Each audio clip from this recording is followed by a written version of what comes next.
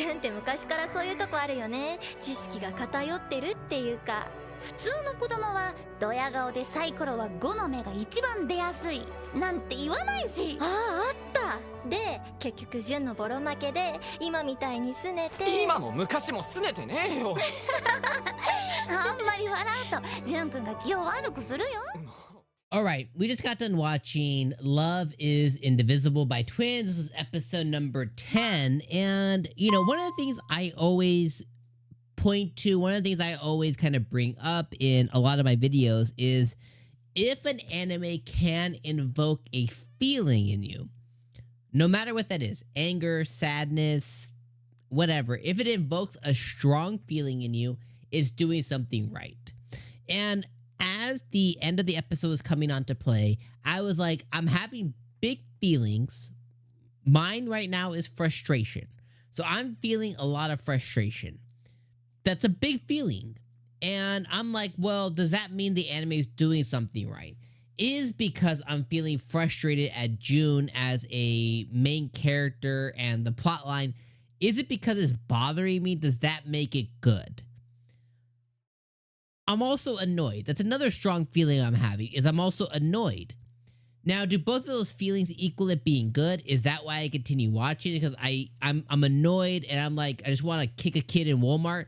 Is that why I want to see what's going to happen next? I'm not quite sure. And I can't confidently come on here and be like, yes, because I'm having this big feeling, that's what's making this show good or whatever.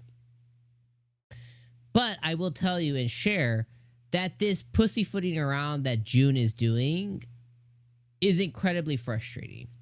And in one part, I totally get it. You know, it's pretty realistic. When you're a kid, you're dumb. You don't know your feelings. You honestly, you don't know yourself. And, you know, sometimes it takes people a long time to really discover themselves and like really be really be secure on, you know, who, like, know unequivocally who they are, what they bring, don't care about anybody.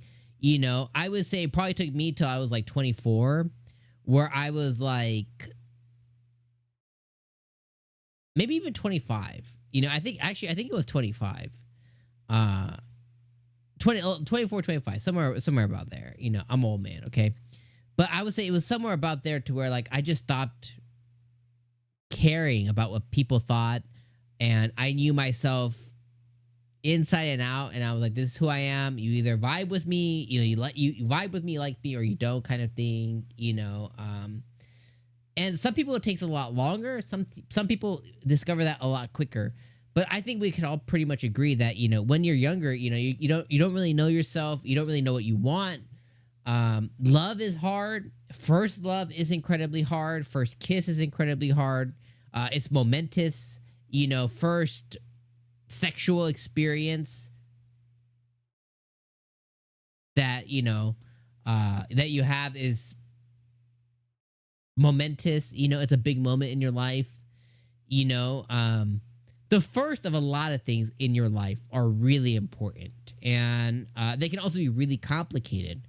Young love is a really complicated, you know. I think I talked about it a few times here in reference to the show of just like making a mountain out of a molehill. It's a really old saying, but it's really like making something really big that isn't. And when you're young, a lot of your problems are like really big problems too. You know, you start listening to emo music, you're like, can't believe she left me, you know what I mean? But it's like, you'll be fine, you know? But in the moment, as you know, especially when you're a kid, you don't get, like, they're big. You have really big feelings and big emotions, and you know, it's the death of me, and you feel like, you know, it feels like your whole world is crumbling. So going all the way back, I keep saying hearkening, I love that word, but going back to my original statement of like, you know, Jun and the frustration I kind of feel as like, you know, as he's like, you know, do I like Rumi? Do I like Naori? You know, and we can all see it, right? It's very obvious to us. Like you still have very strong feelings towards Rumi. Just get your finger out your ass and go do something about it. You know what I mean? Like be upfront with her, be confident, be Like, take your girl. You know what I mean? If that's what he wants, which it seems like everything's pointing in that direction, then go do that. But if you're not, then don't. Like, just let her go. Move on to the next thing. Do more inner searching, you know. Chill with Naori more. Decide if maybe is that what you want? Can you see yourself with her? If the answer is no on both fronts, just be their friend. And just move on. Find another girl or something like that. You know what I mean? Like, date the professor guy. I don't know. Just move your ass on, you know? So that's where I struggle with the show. It's like, June just makes me really frustrated at these really things. Like, you know, he's feeling sick to his stomach that he's letting his, you know, former girl go with this dude. Tell her no. He's like, oh, I'm not your boyfriend. I'm not your boyfriend. You know what I mean? It's like, just tell her no. No, you can't go. I don't want you to go. In here, you're still mine. Like, just tell her. If that's what he's feeling, tell her.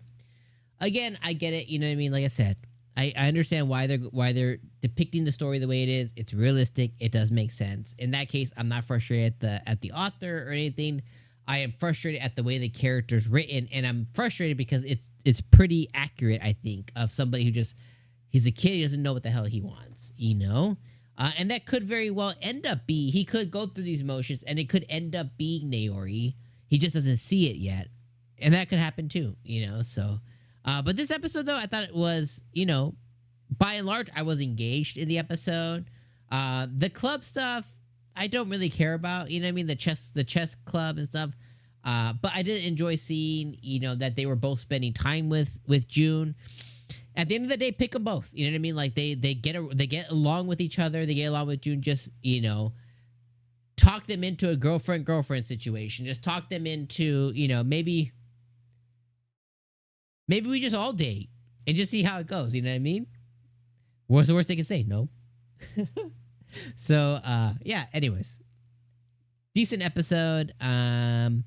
Big feelings on my part, you know, and maybe that's why it's watchable and good. Let me know what you guys think about this episode down in the comments below, my friends. I'll see you guys next week for episode 11. Peace.